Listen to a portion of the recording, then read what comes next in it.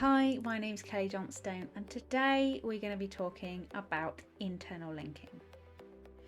Internal linking, it really just means that one link from your site is pointing to another page of your site. That's it in simplicity. But internal linking is really important as part of an SEO strategy, and it's actually where content teams come to their strength. So it's really important that working in a content team that you understand why they're important and the role that they play and the role that you play in making that happen. So why are they important? Internal links are important because they help search engines to find new pages.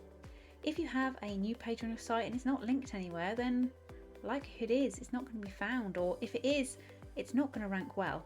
You can't expect a page to rank without putting any effort in. It also helps to pass page rank across the site. So one page passes its link weight onto another, and so on and so forth, to help Google determine which pages are most important.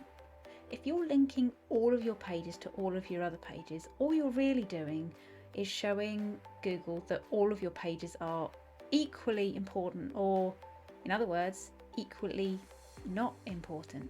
So if you have your power pages that you really want to rank well, then it's important to make sure that you are linking more to these pages than to other pages. Internal linking is also really important because it helps search engines and people to know where they're going. What is that page about? As well as the actual content of the page, Google uses the context and the anchor text of those links to work out what that page should be about. What could it be found for? So it's really important that we're getting that right. There has been some research recently done by Zippy. I think that's how you pronounce it anyway. They did some research on internal links and the relationship between clicks in Google. Obviously there are limitations to this study, but I genuinely think it is a really good study and a really good look at internal linking. And they found that the number of internal links helps to a degree. There's a certain point that they found where this relationship starts to crumble a little bit, where the theory is that it might be because of navigational links. So those top links that we have across the site, that after a certain point, they become redundant in terms of adding extra weight to those pages. So they next cleverly then went and looked at the variety of links. And actually this is a much clearer picture, that there is a really strong correlation between the variety of anchor text used and getting more traffic. So this means that variety really is the spice of life when it comes to anchor text. And it means that for us, the outcome there is that we should be mixing things up. But that just makes sense from a user's point of view. We don't always call things the same name. So for example, working in travel insurance, that it's sometimes called travel cover, it's sometimes called travel insurance. There's loads of different varieties of travel insurance. So there's different ways that people will refer to it in passing. So it's important that we're using those terms in the right way. So how does link weight get passed through a site? And this is one of the more confusing concepts, I think, when it comes to internal linking, but hopefully this helps to make some sense of it. So imagine that we have a home page and it's given the weight of 10, so it's given 10 coins. On this home page we have 5 links. So each of those links get given 2 coins each. Except the bottom link is a no follow link. And what that means is that even though it is given 2 coins, nothing happens with that. It's almost as if someone's thrown it on the floor. It's not retained by the page, it's not passed on anywhere else, it just disappears. So using no follow links means that you're not passing the equity on from this page to wherever that link is going, whether that's internal or external. For the other links, they will pass on 2 coins onto the next page. So let's follow this example through. We now got the blog page. This page has a weight of 3, so it's got 2 coins from the home page and 1 coin from somewhere else. That could be internal, external, anything. So this page has 3 links on it. They're all follow links, which means that 1 coin gets sent to each of these pages. So that roughly explains the concept as to how link weight is shared through a site. Obviously, in reality, it's a lot more complicated than that. And it's more complicated because sites are bigger.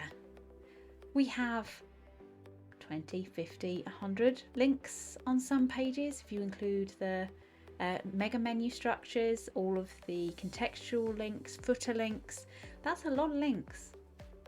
But it also nicely explains why if you have more links on a page versus less links on a page that has the same value, you'll be passing more value through the page that has less links than the one that has more. Does that mean that we should use less links? No, but it does mean that it's important to get it right. It's important to make sure that we're not spreading everything too thinly, because if you link to everything, then, as we said before, then you're not actually showing that anything is important to you. So when we have new pages, it's important to think about those power pages. Which pages do we really want to push versus the pages that you might need to push link weight down to, or anything that is relevant for a customer. Choosing your anchor text. Anchor text is probably one of the most important things when it comes to internal linking. It's important because the words matter and the context matters. So not just from Google's point of view, but from a user's point of view. If a user doesn't understand where they're going to, then that's going to mess with them. Because if you, say for example, garden centres, you have a link on about garden centres and it goes through to an article about gardens. As a user, that doesn't really make sense, does it? So that's not going to help my relationship with this website, which then means that I might be less likely to buy with you because I've not found what I'm looking for. So it's really important that we aren't spamming links in there just because it contains a keyword. Does it make sense to a user? If it doesn't, then can't add it. Are really generic, like find out more. It's like, well, what am I finding out more about? So where possible, try and elaborate on these when it comes to contextual links.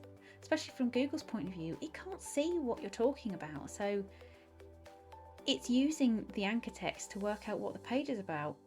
It's not going to know if you use the link of find out more. Things that are off topic, so as we've just discussed, the context is really important there to make sure that you are relevant. It's also important to make sure you're not being spammy. It can be tempting to look at keywords and think, right, I need to exact match that.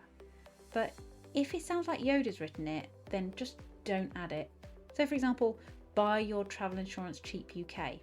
So travel insurance cheap UK is a keyword, but does that sound natural? No. So we wouldn't add that because from a customer's point of view, it looks really spammy. And from Google's point of view, they know that that sounds spammy. So even if you want to rank for keywords like that, it's important to add in variations. So what should you do instead? So instead for anchor text, we need to follow a few rules. So rule number 1, be specific. So what is the page about? This could include and normally does include some of your target keywords. Not an exact match all the time, as we know, that's never a good thing. It's important to make sure that you've got relevant context that's surrounding your link. So for example, if you're booking more than one holiday a year, you might want to think about buying an annual travel insurance policy as the link there. That very clearly shows a user, shows Google what it's about, and that they will be going through to an annual travel insurance page. It's important to get the length right when it comes to links. So it's important to get a Goldilocks length. It can't be too small and it can't be too big. So make sure you're mixing up a few words there, but definitely not like a whole sentence length or a paragraph. These generally best. Mainly from a user's point of view, if you're looking at a link that's a paragraph long, it just looks like you've underlined it all rather than showing that it's a link. And not forgetting variety.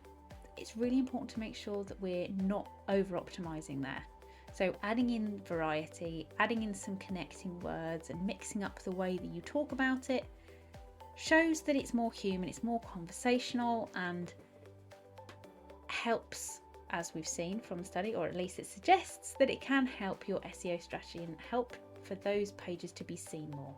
Now, let's imagine that we have a brand new page. You spent ages writing it. It might be a new blog post, it might be a new commercial page. Either way, you spent ages researching it, writing it, getting it live, job done. Not quite.